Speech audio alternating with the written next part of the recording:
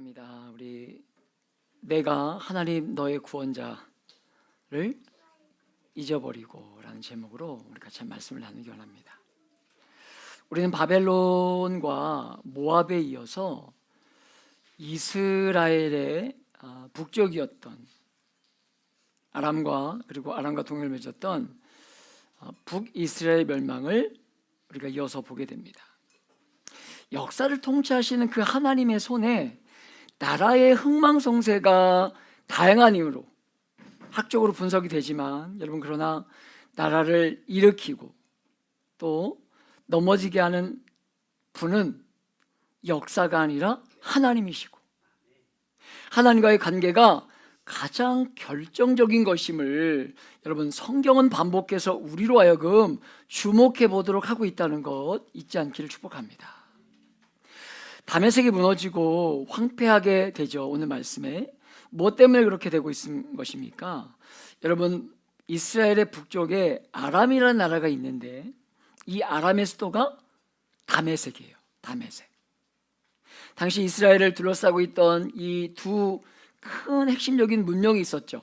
이 위쪽에 있었던 메소포타미아 문명이 있었고, 그럼 밑에는 뭐가 있었을까요? 이집트 문명이 있었던 거죠. 이 두 문명의 지역을 통로로 제일 중요한 지점에 있었던 곳이 바로 다메섹이에요. 다메섹이라는 도시. 그렇게 정치적으로 경제적으로 이 다메섹은요 요충지였던 도시였다고 할 수 있습니다. 그런데 그 번성한 도시인 아람의 수도인 다메섹이 완전히 무너져서 황폐해질 거라는 거예요. 두 번째 나오는 도시가 2절에 보면 어떤 도시입니까? 아로엘인데, 이 아로엘은요 북쪽에 있던 아람의 제일 남쪽에 있는 이스라엘의 북쪽에 있었고, 그리고 아람의 제일 남쪽에 있었던 그런 성읍 중에 하나였습니다. 그러니까 한쪽에서는 수도인 다메섹이 무너져서 더 이상 도시 같지 않은 나라가 될 것이라고 경고하고 있는 것이고, 2절에서는요 아람의 제일 남쪽에 있는 영토인 이 아로엘이 무너질 것이다 이렇게 경고하고 있는 거예요. 우리가 지난번에 보았던 이 모압의 멸망에서처럼 모압의 멸망이 나올 때 여러 지명이 나오는 것들을 우리가 보았었는데요, 그 이유가 무엇입니까? 그 파괴가 완전하고 철저할 것이라는 거예요. 여러 지역들이 거명되는 이유가. 그렇게 오늘 말씀을 통해서 우리가 유추해 볼 수 있는 것은요, 아람 영토 전체가 망할 것이다 라는 것으로 수도도 망하고 남쪽에 있는 국경지역에 있던 이 아로엘이라는 지역도 무너져서 황폐하게 될 것이라는 것입니다. 2절의 말씀을 이어서 보면 우리 한번 2절의 말씀을 볼까요? 후반부 말씀, 양무리를 시작. 양무리를 뒤집어 양이 눕게 놀라게 할 자가 없을 것이며. 아멘. 여러분, 양은요 겁이 많은 짐승이지 않습니까? 그런데 이 양이 누워 있는데 놀라게 할 자가 없다는 거예요. 놀라게 할 자가. 그러니까 얼마나 황폐해졌는지 도시에 거의 이 사람이 거주하지 않을 만큼 그렇게 완전히 황폐해지는 나라가 땅이 될 것이라는 것입니다. 사랑하는 여러분, 참 재미있게도 이렇게 아람에 대한 이야기를 하고 있는 것 같은데 오늘 바로 화제가 어디로 넘어갑니까? 북이스라엘로 넘어가요. 3절을 다시 한번 보면 같이 한번 읽어볼게요. 시작. 에브라임의 요새와 다메섹의 나라와 아람의 남은 자가 멸절하여 이스라엘 자손이 영광같이 되리라. 만군의 여호와의 말씀이니라. 아멘. 이사야서의 아주 중요한 역사적인 배경 중에 하나가 누구냐면 아하스 임금이라고 할 수 있죠. 남유다의 임금인 이 아하스가 통치할 때에 그 시대의 제일 큰 문제 중에 하나가 무엇이었습니까? 북이스라엘과 아람의 연합군이 쳐들어온다는 거. 우리가 이사야를 시작하면서 가장 먼저 보았던 것이 바로 이 문제 아니에요? 남유다에 있었던 가장 큰 문제. 그렇게 연합군이 쳐들어오는 것은요 큰 문제여서 그때 이것이 정말 그 남유대 가운데 큰 문제였는데 정말 하나님이 싫어하셨던 것은 무엇이었습니까? 바로 이 아하스의 반응. 아하스의 반응. 그 문제와 상황을 대처하는 아하스의 반응. 아하스는 하나님을 신뢰하고 기다리지 못하고 어떻게 한 거예요? 북이스라엘과 아람군의 연합군을 대항하기 위해서 누구를 끌어들이려고 합니까? 아수르를 끌어들이려고 하잖아요. 아수르를. 여러분, 그 결과가 무엇이에요? BC 732년에 아람이 거의 멸망하게 됩니다. 결과적으로 보면. 그리고 10년 뒤인 BC 722년에 북이스라엘이 결국은 망하죠. 그리고 10년 그리고 한 20년 남짓 후인 701년에 히스기야 임금 때에 남유다가 거의 망하게 돼요. 우리가 앞으로 이 이사야 말씀을 보면서 히스기야 말씀을 보겠지만 거의 무너지게 됩니다. 인생인 저와 여러분은 아람과 북이스라엘이 연합해서 남유다를 공격하니까 힘 없는 이 유다가 할 수 있는 것은 아수르를, 가장 강대한 나라, 우리가 이사야의 말씀을 보았지만 여러분 그 문명이 발달하면서 유브라테스와 티그리스 강이 흐른 물이 콸콸콸콸 쏟아져 나오는, 누가 봐도 강력한 힘을 가져 보이는 그런 나라를, 세상에 있는 힘을 의지하는 것이 당연히 지금 내가 마주하고 있는 문제들을 돌파할 수 있는 유일한 방법이다, 이렇게 치부할 수 있는, 이렇게 생각할 수 있는, 여러분 그런 것이 이 시대가 우리에게 보여주는 모습이지만, 그러나 국제적인 정세가, 나라와 나라의 힘이 결국은 이 대결 같지만 하나님의 통치가 있고, 우리의 믿는 바가 종교적인 영역에 국한되는 것이 아니라 아주 구체적인 삶의 자리에서 우리의 믿는 바가 그 적용되는 하나님의 통치하심이 있다는 거, 여러분이 의심하지 않는 저와 여러분 되시길 축복합니다. 아하스 임금의 제일 중요한 실패 중에 하나는요, 사람의 방식으로 당면한 문제를 해결하고 싶어 했다는 거예요. 그리고 두고두고 후유증이 남습니다. 이렇게 아람이 망할 때 여러분, 아람과 동맹을 맺었던 이스라엘이 망하게 되는데, 이 아람의 영광이 쇠하는 것이 이스라엘의 영광이 쇠하는 것 같다, 이것이 3절 이야기죠. 3절 이야기. 이스라엘 영광이 어떤 상태에 있는가 하는 것이 이제 4절부터 나오는 것인데, 4절에 보면 그날의 야곱의 영광이 쇠하고 그의 살찐 몸이 파리하리니, 야곱의 영광이 쇠하는 것을요, 세 가지를 비유하고 있어요. 세 가지로. 첫 번째가 무엇입니까? 살찐 몸이 파리해질 것이다, 이렇게 이야기를 해요. 살이 적절히 오른 것은요, 이 복을 받는 삶의, 평안한 삶의 어떤 모습 중에 하나였기 때문에 살이 올랐다가 빠졌다는 것은요, 부정적인 것으로 이스라엘의 영광이 그렇게 되었다는 거예요. 그렇게. 그런 이스라엘 영광처럼 아람과 다메섹의 영광도 그렇게 될 것이라는 것입니다. 지금 두 번째로 5절에 보면 같이 읽어볼게요. 시작.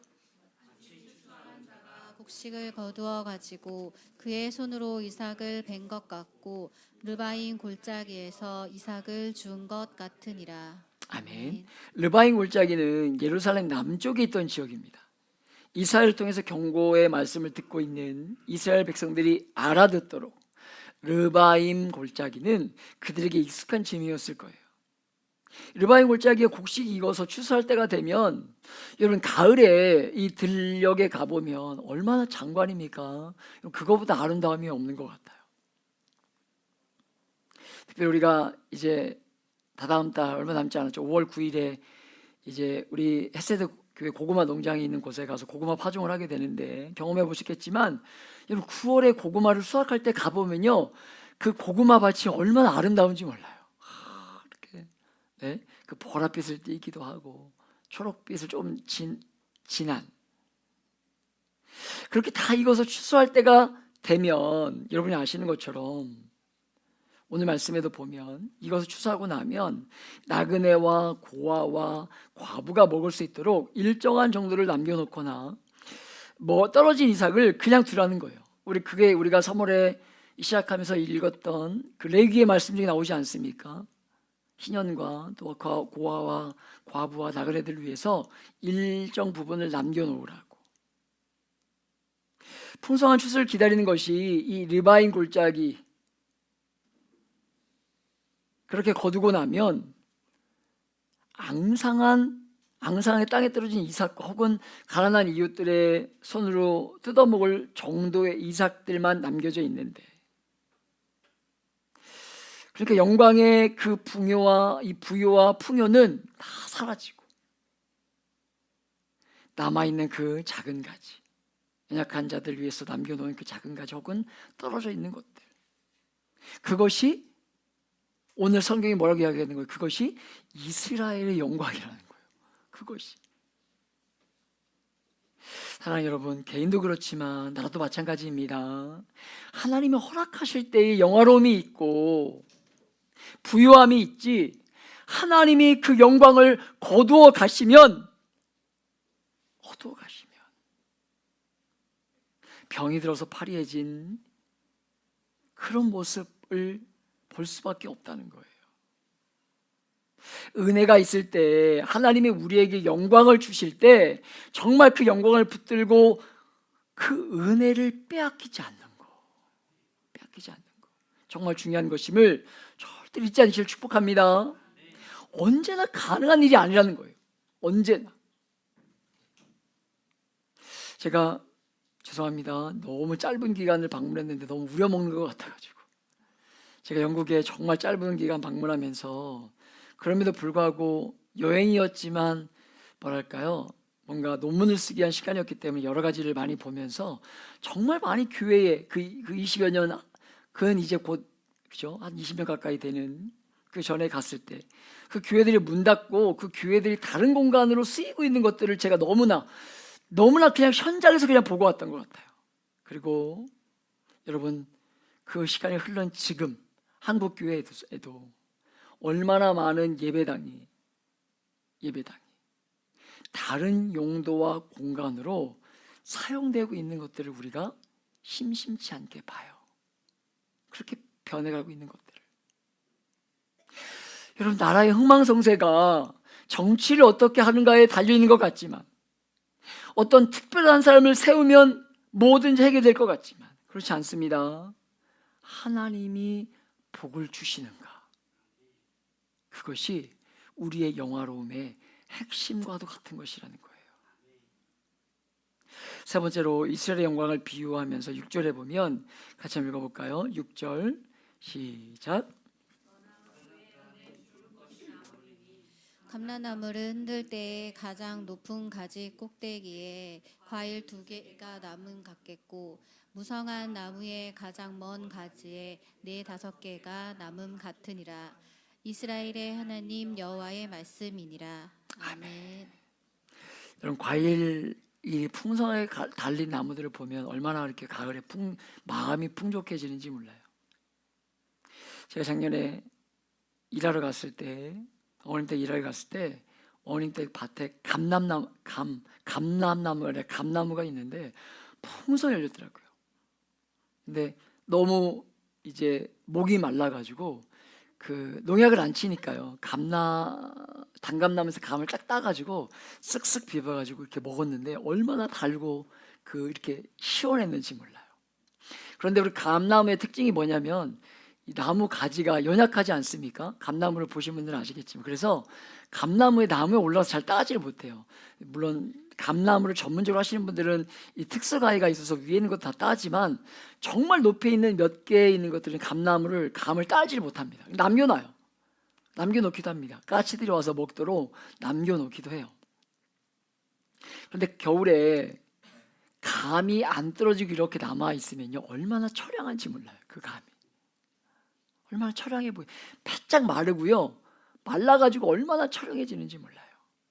보이는지 몰라요. 그런 모습이 이스라엘 모습이라는 거예요. 그런 모습이. 그런 모습. 이스라엘이라는 이름의 뜻이 무엇입니까? 여호와를 이겼다 아닙니까? 여호와를 이겼다. 이런 뜻이에요. 야곱이 어디입니까? 에서와 만났던 그곳에서 그 천사를 이기고 봤던 이름 아닙니까? 이제 이스라엘이라 하라. 여호와를 이겼다. 이 뜻이잖아요. 말할 수 없는 영광으로 가득 찬 이름 아닙니까? 가득 찬 이름. 그런데 이름만 남고 영광은 사라진 거예요. 영광은. 사랑하는 여러분, 저는 이렇게 작고 연약한 이 땅을, 우리가 몸담고 살아가는 이 땅을 하나님께서 얼마나 축복해 주셨는가 하는 것을 세월이 가면 갈수록 더 경험하게 되는 것 같아요. 경험하게 되는 것 같아요. 죄송합니다. 제가 개인적인 이야기를 해서 저는 누룽지를 참 좋아해요. 왜냐면 어릴 때 저희 집이 불을 떼는 집에 살았기 때문에 이 아궁이에서 이 어디입니까? 이게 무엇입니까? 쇠 밥을 어머니가 해주셔서 늘 누룽지가 있었어요. 누룽지를 좋아합니다. 그게 불과 얼마 되지 않은 우리나라의 현실이었어요. 그게 점점 교회가 이 세대 가운데 영향력을 미치지 못하는 것 같고 손가락질 받는 시대이기에 너무 마음 아프지만 여러분, 그럼에도 불구하고 이렇게 이 땅을 축복하고 있는 이 영광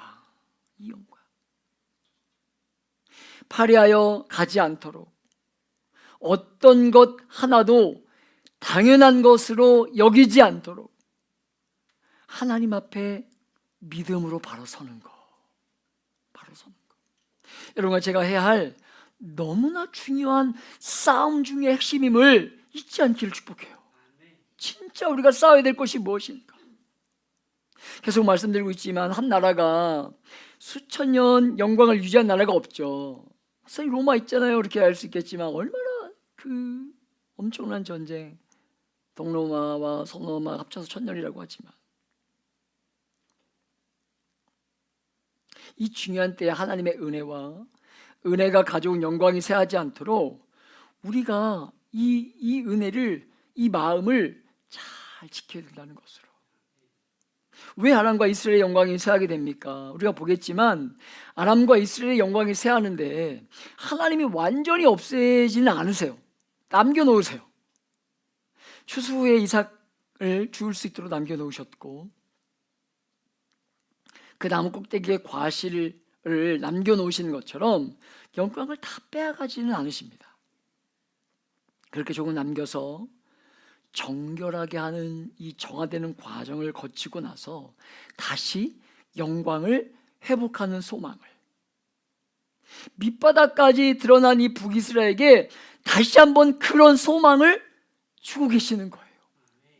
다시 한번. 7절 이하에 보면 우리 7절 8절 다시 한번 읽어볼까요? 7절과 8절의 말씀입니다. 시작.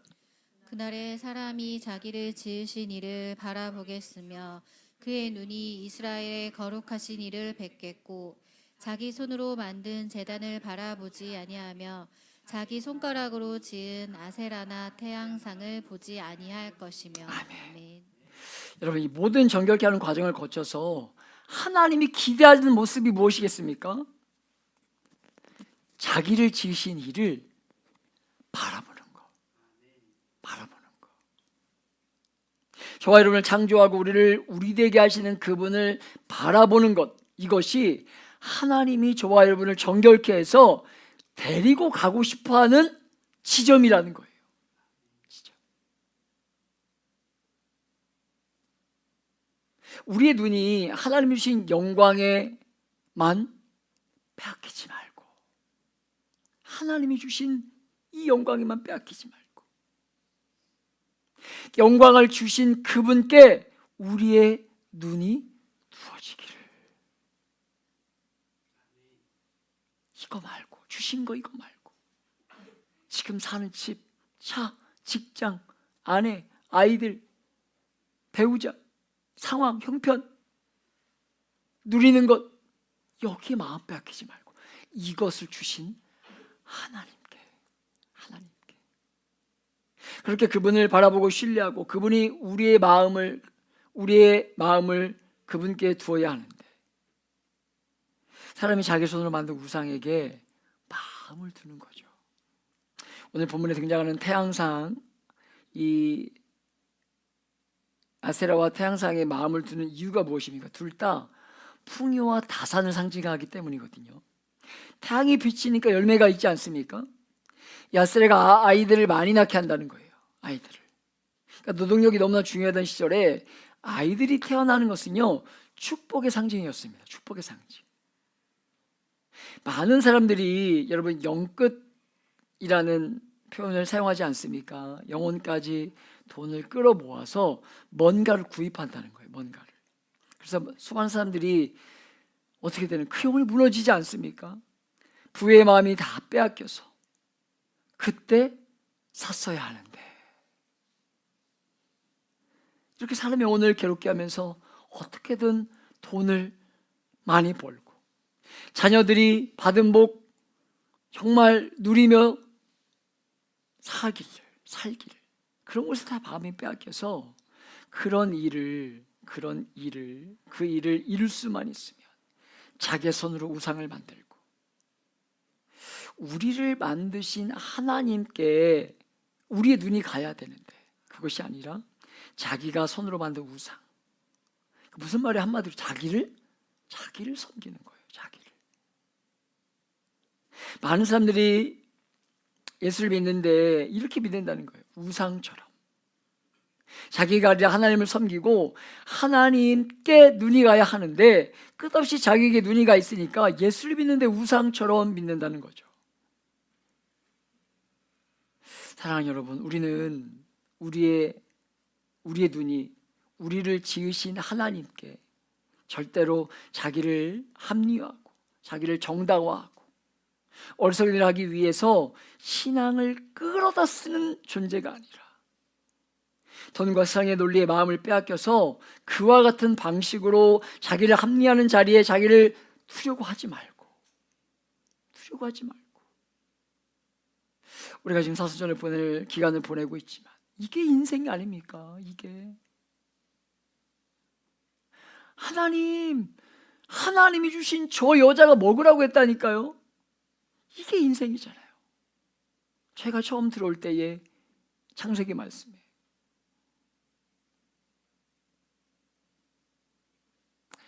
여러분, 그런 것이 아니라 하나님께 우리의 눈이 가는 것, 이것이 이런 이 정결케 하는 과정을 통해서 당신의 살아가는 백성이었던 이스라엘을 데려가고 싶어 하셨던 지점이라는 거예요.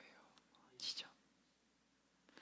여전히 지금 이스라엘 형편은 무엇입니까? 그러나 구절을 보면, 구절 다시 한번 보겠습니다. 시작. 그 견고한 성읍들이 옛적에 이스라엘 자손 앞에서 버림받은 숲을 속에 서초와 작은 꼭대기에 처소 같아서 황폐하리니. 아멘. 광야가 많은 땅에 물이 흐르는 이 숲이 있는 곳에는요, 언제나 우상이 있었어요. 언제나. 그런 가나안 땅을 정복하면서 이스라엘이 다 무너뜨려서 황폐해졌어요. 그런데 이제는 이스라엘의 견고한 성읍들이 그렇게 되는 일이 일어난다는 거예요. 왜 그렇습니까? 19절에 보면, 이는 내가 내 구원의 하나님을 잊어버리며 내 능력의 반석을 마음에 두지 아니한 까닭이라. 그러므로 내가 기뻐하는 나무를 심으며 이방의 나무가지도 이종하는도다. 이게 이스라엘이었다는 거예요. 구원의 하나님을 잊어버리고 능력의 반석을 마음에 두지 않고 어떻게 했다는 거예요? 좋아하는 나무를 심는 거예요. 자기가 원하는 말을. 이스라엘이 좋아했던 나무는 포도나무였을 것입니다. 어떻게 심는다는 거예요? 이방에서 나무를 가지고 오는 거예요. 왜? 좋아 보이니까. 그만큼 좋은 이 나무를 심는데 11절에 보면 짐승들이 와서 망치지 못하도록 울타리까지 쳐요. 물도 주고 풀도 뽑고 그렇게 합니다. 그런데 그 결과가 무엇이에요? 그 결과가 무엇이란 것입니까? 근심과 심한 슬픔의 날에 농작물이 없어지리라. 하나님이 도우셔야 여러분과 제가 하는 수고가 의미가 있는 것입니다. 하나님이 돕지 않으면요, 우리가 아침에 진짜 일찍 일어나서 노력하고 애써도 열매가 없는 거예요. 없는 거. 하나님이 복을 주셔야, 도와주셔야 우리의 수고의 열매를 가져오게 되는 거예요. 이 땅을 이렇게 볼 때, 우리가 몸담고 살아가는 이 땅을 볼 때, 지금과 같은 풍요로운 시대는요, 이 5천 역사 가운데 없지 않았을까요? 그런데 사람들이 어려움이 없는 풍요의 마음을 빼앗기고 문제가 없는 쉬움의 마음을 빼앗겨서 정말 이 귀한 것들을 우리에게 주시는 하나님께 마음을 두지 않고 우리의 능력이고 힘이 되시는 그분을 의지하지 않고 어리석게도 세상의 방법으로 좋은 나무를 접목시키려고 하고 잘 관리하면 될 수 있는 것처럼 생각하는 것이 우리가 몸담고 살아가는 이 시대라는 것입니다. 사랑하는 여러분, 그런 것 아닙니다. 2000년 역사를 보지만 이렇게 열매가 있을 때가 없었어요. 오늘 아람과 이스라엘이 어떻게 멸망의 길로 가고 있었는지 잘 기억하시므로 하나님이 특별한 복을 주시는 이 귀한 때에 하나님께 마음을 두고 우리의 중심을 살아계신 그 하나님 앞에 두고 우리의 손으로 만든 그 어떤 것들에게 마음 빼앗기지 말고 내가 이뤄놓은 그 무언가에 마음 빼앗기지 말고